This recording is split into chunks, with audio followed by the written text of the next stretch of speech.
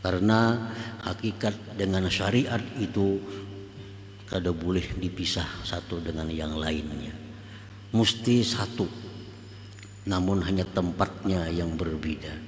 Hakikat itu letaknya di dalam, namun syariat itu adalah di anggota-anggota tubuh kita yang zahir ini. Nah, para muhibbin rahimakumullah. Ya Allah biha, ya Allah biha, ya Allah biha husnul khatimah. Hikmah yang ke-215 dari Al-Hikam Al-Ataiyah. Berkata Imam Ahmad Ibnu Athaillah As-Sakandari rahimahullah, al-haqaiqu taridu bi halit tajalli mujmalah wa ba'dal wa'yi yakunul bayan. Fa idza qara'nahu fattabi' qur'anah thumma inna 'alaina bayanah. Bermula segala hakikat datang pada waktu tajalli. Datangnya hakikat-hakikat itu secara jumlah, secara global, dan sesudah dimengerti maka adalah keterangannya. Sebagaimana Allah berfirman kepada Rasulullah sallallahu alaihi wasallam, "Fa idza qara'nahu fattabi' qur'anah." Bila kami bacakan itu wahyu, ikutilah wahyu itu. Tsumma inna 'alaina bayanah, kemudian kamilah nanti yang akan memberikan penjelasan dan keterangannya. Nah, seperti itulah hakikat-hakikat yang datang kepada hati yang bersih.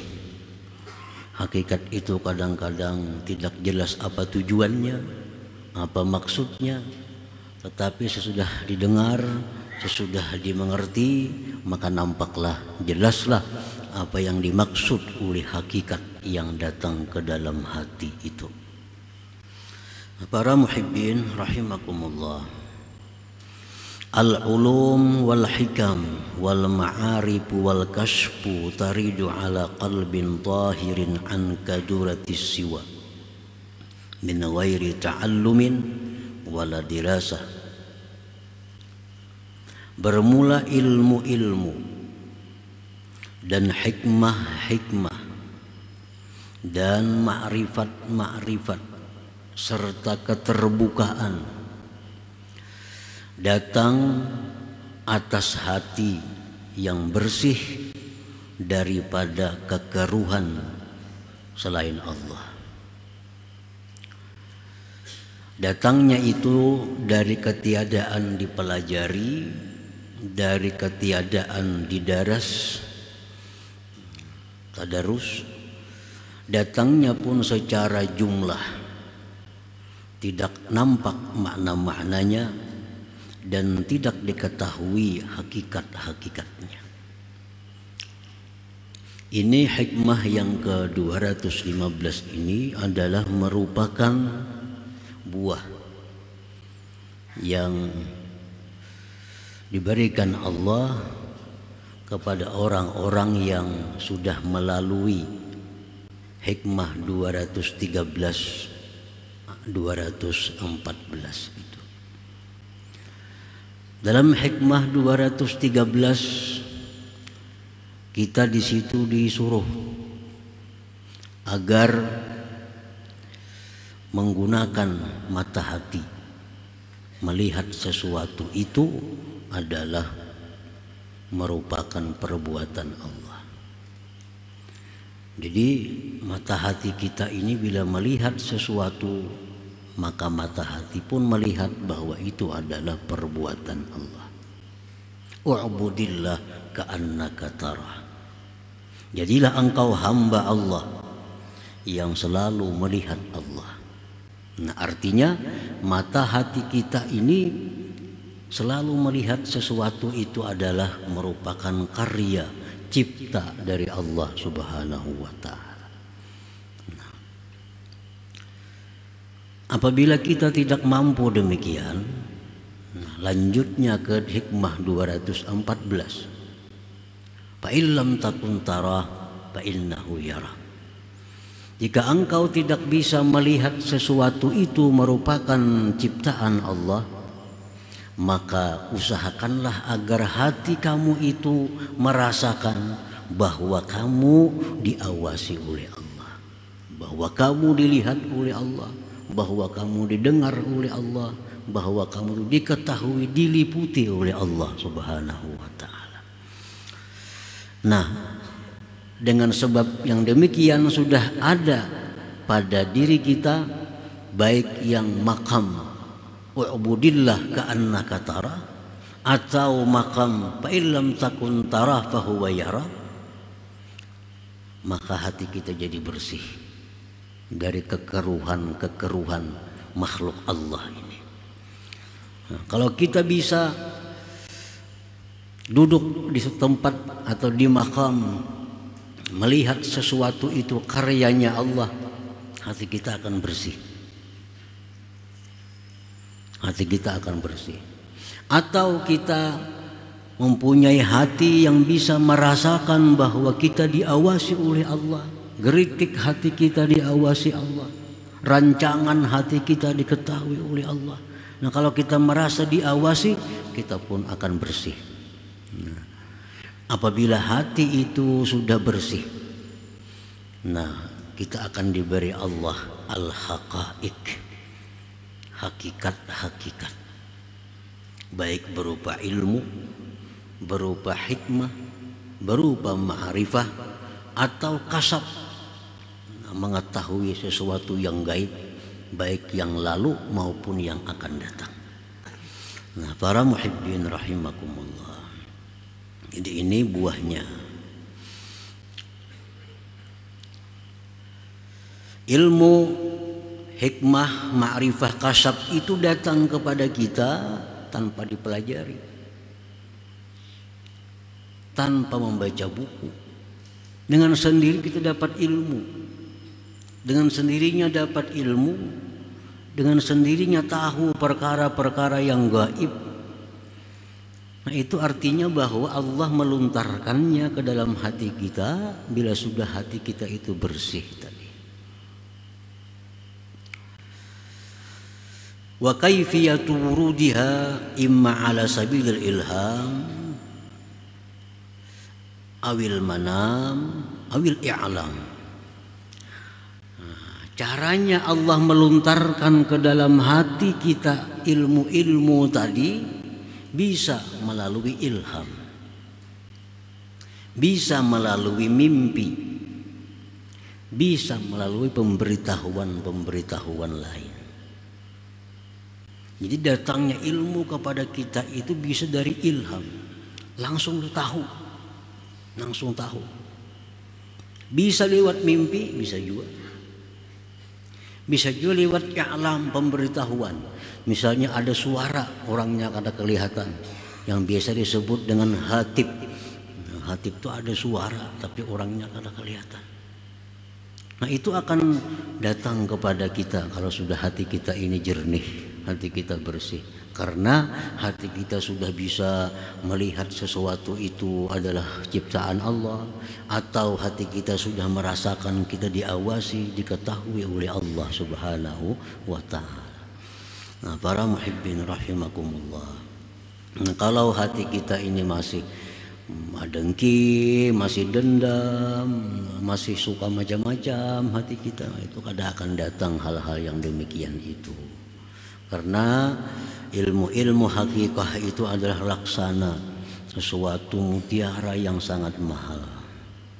Allah kadang akan menyerahkan itu kepada orang yang masih belum cocok menerimanya.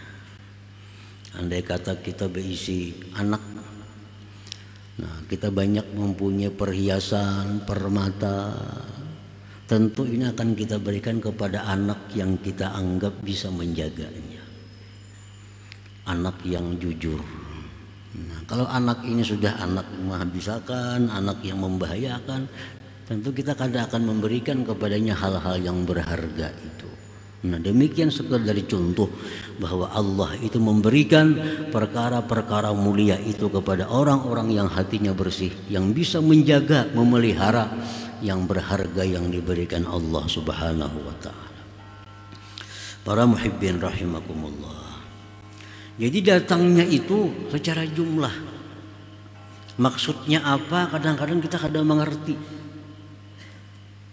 Pahamannya apa? Kadang mengerti. Tujuannya apa? Kita kadang mengerti.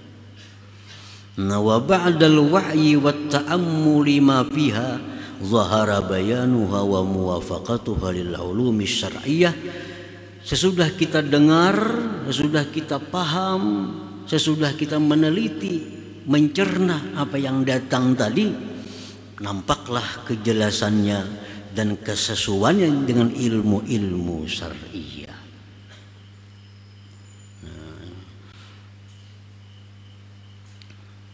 Jadi disebutkan di dalam kitab-kitab suluk bahwa sebahagian di antara mereka itu kalau datang sesuatu ilham atau lewat mimpi atau lewat i'lam tadi, sesuatu datang bahwa ini hukumnya ini, bahwa ini hukumnya demikian. Nah, itu mereka bersegera mencari kutub, kitab-kitab, cari kitab-kitab. Oh, ternyata ada dalam kitab itu. Ternyata ada di dalam kitab ini bahwa yang sama dengan tujuan apa yang diberikan Allah tadi.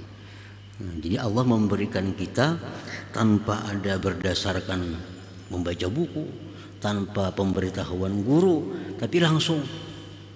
Nah, setelah dapat, mereka cari kitab-kitab, ternyata ada. Ternyata sesuai dengan apa yang diberi oleh Allah Subhanahu wa taala itu.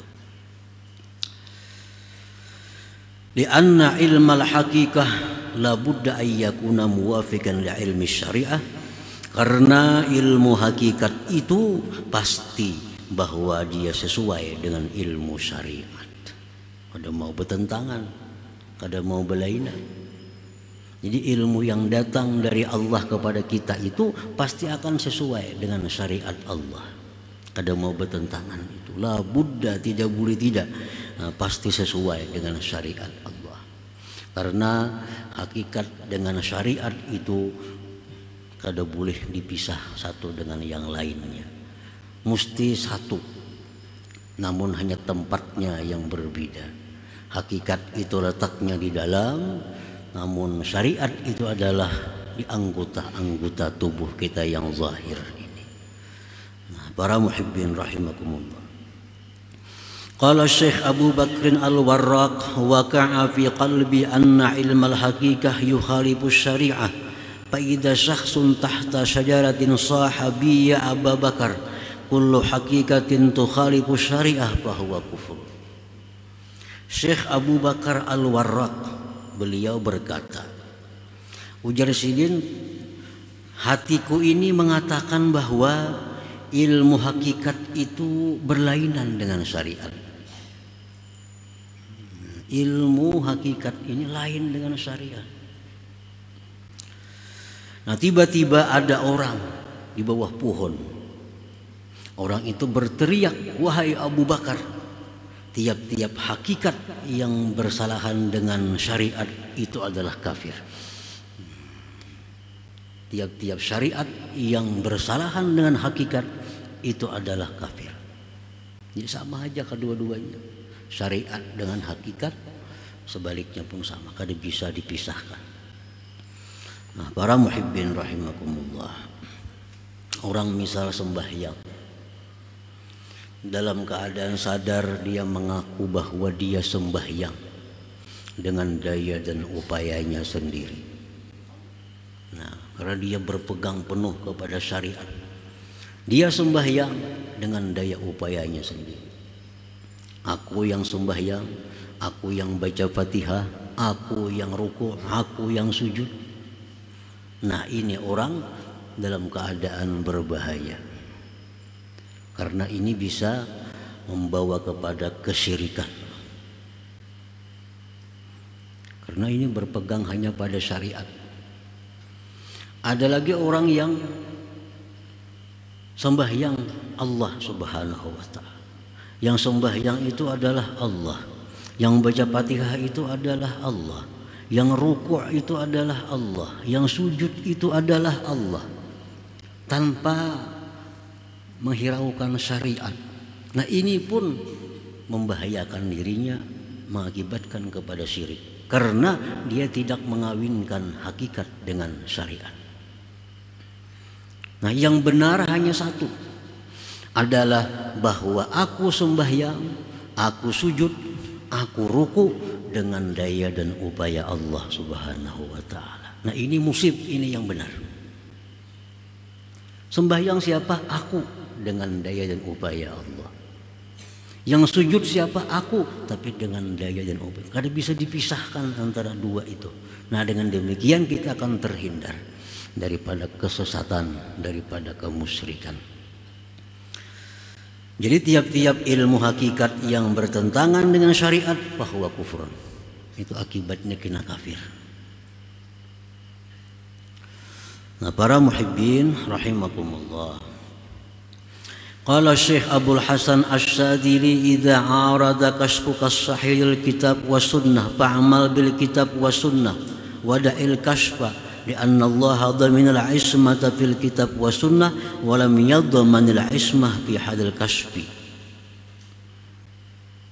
Apabila bertentangan kasab engkau dengan Quran dan hadis, amalkan Quran hadis, tinggalkan kasab itu. Tinggalkan kasab itu. Karena Allah menjamin terpeliharanya Quran dan sunnah, dan Allah tidak menjamin terpeliharanya itu kasab. Karena selain Nabi, syaitan itu yajri majrad dam, mengalir. Syaitan itu dalam tubuh kita, di mana darah kita mengalir. Dan syaitan yang Islam hanya satu, syaitan Nabi Sallallahu Alaihi Wasallam. Nabi pun ada syaitannya, walakin aslam, tapi dia berislam, kata Nabi. Nah, artinya lain pada Nabi, kada ada jaminan bahwa dia selamat daripada tipu daya syaitan. Jadi andai kita dapat ilmu secara ilham, atau kita dapat ilmu lewat mimpi, atau dapat ilmu lewat kasab, ternyata itu bertentangan dengan Quran dan hadis, amalkan Quran hadis, tinggalkan itu yang datang tadi. Karena Quran hadis sudah dijamin selamat, dijamin terpelihara oleh Allah Subhanahu wa taala, sedangkan kita kada terjamin. Nah, para muhibbin rahimakumullah, contohnya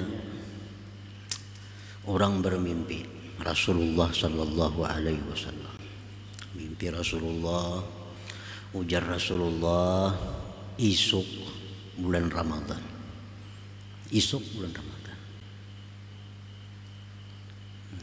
Ternyata isuk orang kadada melihat bulan. Nah, apakah kita mengikuti orang atau kita mengikuti mimpi? Kan mimpi Nabi itu pasti benar. Kadang mungkin syaitan menyerupai Nabi Sallallahu Alaihi Wasallam. Jar Nabi isuk bulan puasa.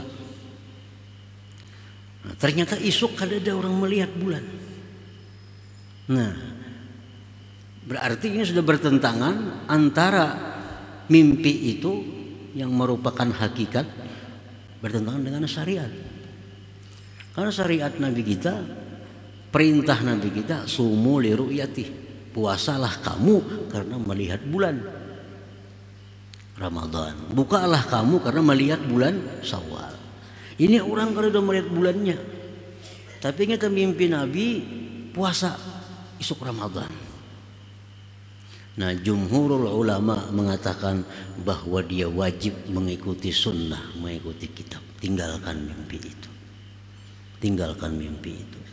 Karena sunnah dan kitab itu dijamin terpelihara oleh Allah. Sedangkan mimpi ini, walaupun mimpi itu benar, tapi kadang-kadang kita yang bermimpi ini begitu bangun, kita bisa kada ingat lagi seluruh mimpi itu. Bisa hanya sebagiannya ingat. Barangkali ada sabda Nabi yang lain yang kita kada ingat lagi dalam mimpi itu. Bisa-bisa jar Nabi esok Ramadan orang melihat bulan, kita ada mendengar lagi melihat bulannya itu. Maka sudah menjamin. Siapa yang menjamin? Nah, jadi tinggalkan itu. Ikuti sunnah dan Quran. Kama waqa'al Syekh Abdul Qadir Al-Jilani hina ra'a nuran wa nudiya minhu ya Abdul Qadir ana rabbuk wa qad ahlaltu laka ma harramtu ala ghairik. Sebagaimana terjadi bagi Syekh Abdul Qadir Al-Jilani ketika beliau melihat cahaya. Beliau melihat cahaya. Nah, dalam cahaya itu berseru, wahai Abdul Qadir, aku Tuhan engkau. Aku Tuhan engkau. Dan aku halalkan bagi engkau perkara-perkara yang aku haramkan kepada orang lain. Nah, ini Lalu Abdul Qadir menjawab, a'udzubillahi minasyaitonir rajim. Ikhsa ya la'in. Engkau syaitan, engkau bukan Tuhan. Pergilah engkau wahai yang terkutuk. Ini sudah bertentangan dengan sunnah, dengan Al-Quran. Maulah mengharam orang lain lawan Syekh Abdul Qadir halal kada mau. Begitu haram ya haram semua umat. Misalnya riba haram, semuaan haram, siapapun melakukan riba pasti haram. Ada membuat ya sebagian itu. Nah, ini jelas sudah bertentangan dengan sunnah. Lalu Syekh Abdul Qadir yakin bahwa ini bukan Tuhan, ini adalah syaitan. Ikhsa ya la'in, pergilah engkau, mundurlah engkau wahai yang terkutuk. Faqal berkata,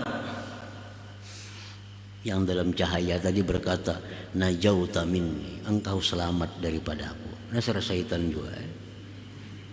Engkau selamat daripadaku. Walaqad adlaltu bihadhil waqi'ah katsirin min ahli thariq. Sungguh banyak aku sesatkan orang-orang ahli tarikat dengan cara yang demikian itu, jari syaitan. Banyak orang-orang ahli tarikat itu sesat karena macam itu. Melihat cahaya. Melihat cahaya, ada suara dalam cahaya. Engkau boleh saja melakukan ini, dijamin ini aku Tuhan. Nah, kalau kada punya ilmu menyikapi yang demikian, bisa memegang itu. Karena ini cahaya. Nah, makanya itu adalah Imam Abdul Hasan As-Sadili mengatakan mesti dibanding dengan kitab dan sunnah, ditanding sesuai apa kada. Karena manusia itu selain daripada Rasulullah kada akan selamat daripada tipu daya syaitan tadi. Nah, para muhibbin rahimakumullah. Fahadhihi al-haqa'iq allati yulqiha al-haqqu ta'ala ala qulubi awliya'ih fayantiquna biha takunu awwalat mujmalah fa idza hafizta wa taqayyadta tabayyana ma'naha wa muwafaqatuha lisyari'ah wa idza la tafhamuha fatakiluha idal qailina biha wa la tantakidha alaihim bimujarradi sama'iha.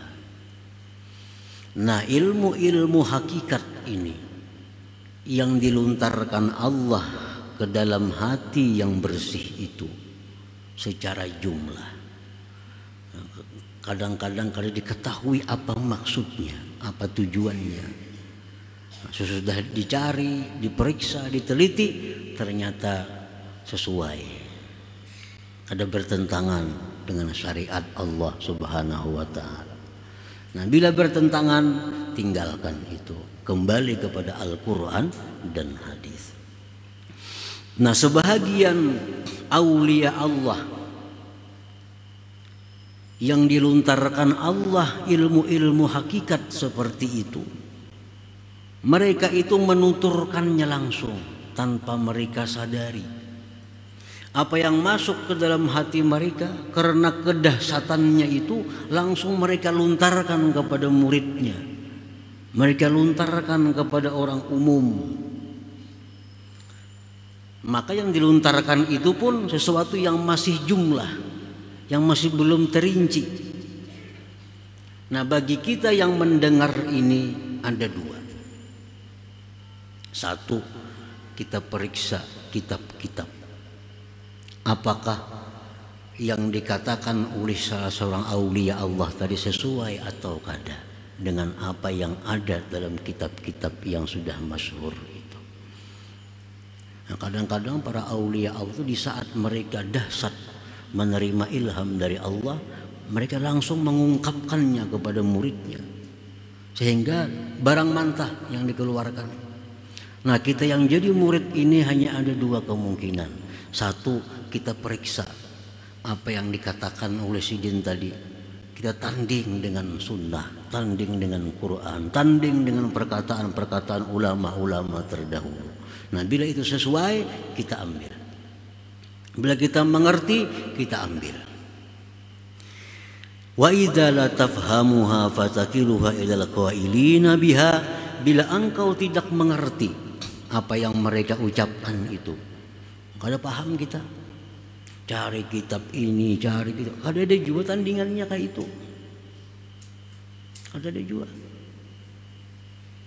Macam apa yang dikatakan oleh Syekh Al-Hallaj. Beliau ditanya, ma fi jubbatik, apa wahai Syekh yang ada dalam jubah engkau? Nah, di waktu itu Sidin menjawab, ma fi jubbati illallah, tidak ada di jubahku kecuali Allah. Nah, itu satu perkataan yang mujmal, perkataan yang perlu dicerna, perkataan yang perlu dipahami. Nah, kalau kita paham apa maksudnya, apa tujuannya, kita ambil. Nah, wa idza la tafhamuha, bila engkau tidak paham, fatakiluha ilal qailina biha, engkau serahkan itu perkataan kepada orang yang mengatakannya itu.